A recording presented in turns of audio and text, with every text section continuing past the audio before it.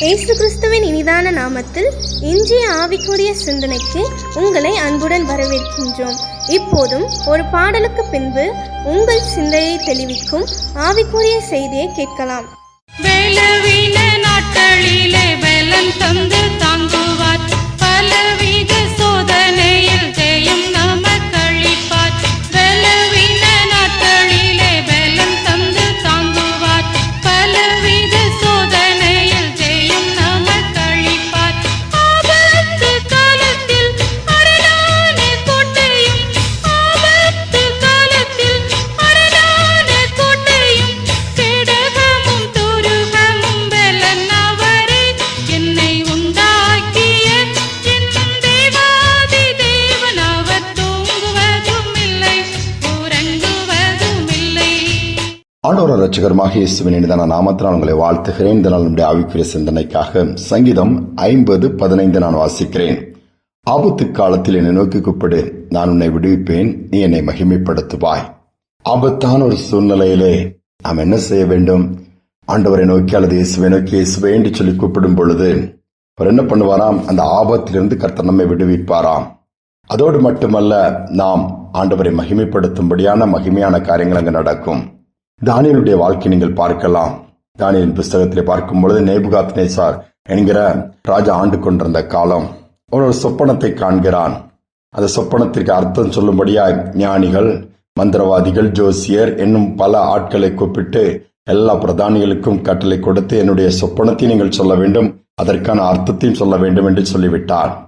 அது எப்படி முடியும்? சொப்பனத்தை சொன்னால் நாங்கள் வேண்டுமானால் அர்த்தத்தை சொல்லுகிறோம். இல்லை இல்லை, நீங்கள் தான் நான் கண்ட சொப்பனத்தை சொல்ல வேண்டும், அதற்கான அர்த்தத்தை சொல்ல வேண்டும், இல்லாவிட்டால் குறித்த ஒரு நாளை ஏற்படுத்தி உங்களை கொன்று விடுவேன் என்று சொல்லிவிட்டார். தானியேலும் இந்த லிஸ்டில் இருக்கிறார். ஞானிகளில் ஒருவனாய் பிரதானியின் தலைவனாய் இருக்கிறார். யோசித்து பாருங்கள். அப்போ அந்த தானியேலுக்கு என்ன செய்வதென்று தெரியவில்லை. ராஜாவிடம் போய் கொஞ்சம் டைம் கேட்டு தன்னுடைய தோழர்களாகிய சாத்ராக், மேஷாக், ஆபேத்நேகோ அவர்களை கூப்பிட்டு உன்னதமான தேவனை நோக்கி கூப்பிடுகிறான். எங்களுக்கு ஆபத்து நேரிட்டிருக்கிறது, எங்களுடைய உயிருக்கே ஆபத்து ஏற்பட்டிருக்கிறது. ஆண்டவரே, ராஜா கண்ட சொப்பனம் என்னென்று எங்களுக்கு தெரியாது, அதன் அர்த்தமும் தெரியாது, ஆனால் உமக்கு தெரியும், அதை வெளிப்படுத்தும் என்று சொல்லி ஜெபிக்கிறார். கூப்பிடுதலின் சத்தத்தை கர்த்தர் கேட்டு ராஜா கண்ட சொப்பனத்தையும் சொல்லுகிறார், அதற்கு அர்த்தத்தையும் சொல்லிக் கொடுக்கிறார். இதை போய் தானியேல் நேபுகாத்நேச்சாரிடம் சொல்லும் பொழுது பிரமித்து போகிறான். அடிமையாக கொண்டு வரப்பட்டதுதான் தானியேல். இந்த தானியேலுடைய காலில் விழுந்து வணங்குகிற அளவுக்கு அங்கே தேவனுடைய மகிமை வெளிப்படுகிறது. ஆண்டவருடைய நாமமும் மகிமைப்பட்டது. தானியேலும் தேவனுக்கு மகிமை செலுத்தினான். ஆபத்து காலத்தில் என்னை நோக்கி கூப்பிடு. ஆண்டவரை நோக்கி கூப்பிட்டு பாருங்கள். புலம்புவோம், நாம் மற்றவரை நோக்கி கூப்பிடுகிறோம், அங்கு போகிறோம், இங்கு போகிறோம், யாராவது உதவி செய்ய மாட்டார்களா, காப்பாற்ற மாட்டார்களா, இக்கட்டால் மாட்டிக்கொண்டிருக்கிறேனே. இதெல்லாம் இரண்டாவதாக இருக்கட்டும். முதலாவதாக இயேசுவே என்று சொல்லி அவரை நோக்கி கூப்பிட்டு பாருங்கள். வியாதியின் கொடுமையில் மாட்டி இருக்கலாம், மரண போராட்டத்தில் இருக்கலாம், இக்கடன் பிரச்சனை கழுத்தை இருக்கலாம், இன்னும் பலவித காரியங்களாக இருக்கலாம். சத்துருக்கள் விரோதமாய் எழும்பி உங்களை பழிவாங்க துடிக்கலாம். பயப்படாதங்க, இயேசுவே சொல்லி நோக்கி கூப்பிடுங்கள். அவ்வளவுதான், உடனே சத்தத்தை கேட்டு இறங்கி வந்து சத்துருக்களை நிர்மூலமாக்கி போடுவார். ஒரு மந்திரவாதி குறிப்பிட்ட கிராமத்திற்கெல்லாம் தலைவன் அவன்தான். அவனுடைய ஆட்சி தான் அங்கு நடந்து கொண்டிருக்கிறது. அங்கு மிஷினரிகள் போகிறார்கள். அங்கு உள்ள அனுமதிக்க மறுக்கிறான். ஆனால் மிஷினரிகள் சொல்லுகிறார், உனக்கு ஆபத்து வரும் பொழுது இயேசுவே என்று சொல்லி கூப்பிடு. இயேசுகிறவர் எல்லாத்திற்கும் ஆண்டவர். அவர் உடனே சத்தத்திற்கு பதில் கொடுத்து உன்னுடைய ஆபத்திலிருந்து உன்னை விடுவிப்பான்னு சொல்லிவிட்டு போய்விட்டார்கள். அவ்வளவுதான். நாட்கள் சென்றது. அந்த மந்திரவாதி மறந்து விட்டான். திடீர்னு ஒரு நாள் அவனுடைய பேரனுக்கு பயங்கரமான வயிற்று வலி, என்ன செய்வதென்று தெரியவில்லை. அவ்வளவு எல்லா மருந்துகள் மந்திரங்கள் செய்தும் எதுவுமே அங்கு காரியம் வாய்க்கவில்லை, சுகம் கிடைக்கவில்லை. அவனுடைய கண் பிதுங்கி சாகர நிலைமைக்கு போய்விட்டான். அப்பொழுதுதான் என்ன செய்கிறதுன்னு அந்த மந்திரவாதி நடு ராத்திரியில தத்தளிக்கும் பொழுது இந்த அன்றொரு நாள் அந்த மிஷினரிகள் சொன்ன அந்த வார்த்தை, இயேசுவேன்னு சொல்லி கூப்பிட சொன்னாரே, இயேசுவே ஆண்டவரேன்னு சொல்லி கூப்பிட்டால் பேரனுக்கு சுகம் கிடைக்கும் சொல்லி அந்த மந்திரவாதி அந்த வார்த்தையை சொல்லி, இயேசுவே நீராவது என் பேரனை சுகமாக்கும். அவ்வளவுதான். மறு வினாடியே அந்த வயிற்று வலி நிற்கிறது. அந்த சிறு குழந்தை நன்றாக தூங்கி விடுகிறான். பாருங்கள், யோசித்து பாருங்கள்.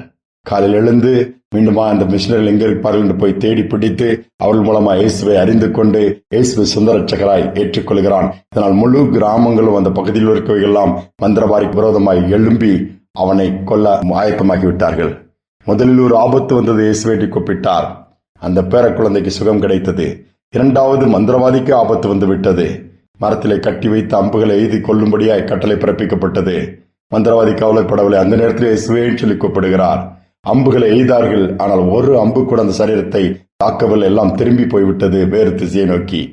அத்தனை கிராம மக்களும் கொஞ்ச நேரத்தில் என்னானார்கள்? பயந்து நடுங்கி இயேசுவே சொல்லி கூப்பிட ஆரம்பித்தார்களாம். அத்தனை பேரும் கர்த்தர் பக்கம் திருப்பப்பட்டார்கள். தேவனுடைய நாமம் மகிமைப்பட்டது.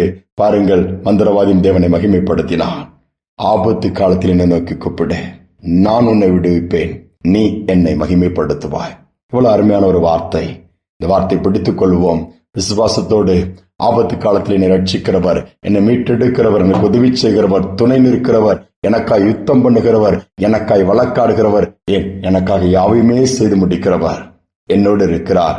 என்னை விடுவிப்பார், அல்லது என் பிள்ளைகளை இக்கட்டுகளிலிருந்து விடுவிப்பார், பாவங்களிலிருந்து விடுவிப்பார், சாபங்களிலிருந்து விடுவிப்பார், மாற்றத்தை கொடுப்பார். நம்பிக்கையோடு கூப்பிட்டு பாருங்கள், ஆண்டவர் நிச்சயமாக செய்வார். நாம் ஒருமித்த ஆண்டவரை மகிமைப்படுத்த முடியும்.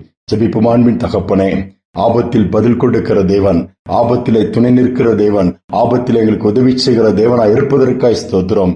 நாளிலே யாரெல்லாம் எப்படிப்பட்ட காரியங்கள் ஆபத்திலே சிக்கி இருக்கிறார்களோ, நெருக்கத்தில் இருக்கிறார்களோ, பலவீனத்தில் இருக்கிறார்களோ, நம்பிக்கை இழந்து போய் இருக்கிறார்களோ, எல்லா பக்கமும் போராட்டம் என்று மன அழுத்தத்தில் இருக்கிறார்களோ, என்ன செய்வதென்று தெரியாமல் தத்தளிக்கிறார்களோ, அவருடைய கூப்பிடுதலுக்கு பதில் கொடுத்து இயேசுவேன்னு சொல்லி யாரெல்லாம் கூப்பிடலாம் அந்த சத்தத்தை கேட்டு விடுவித்து உம்மை மகிமைப்படுத்தக்கூடிய காரியத்தை நீர் செய்வீராக. இந்த நாளில் அதை செய்வதற்காய் ஸ்தோத்திரம், நடத்துவதற்காய் ஸ்தோத்திரம். துதிகனமையை ஏற்றுக்கொள்ளும் இயேசுவின் நாமத்தில் பிதாவே, ஆமென், ஆமென். ஆபத்து காலத்தில் என்ன செய்வோம் என்று திகைக்க வேண்டாம்.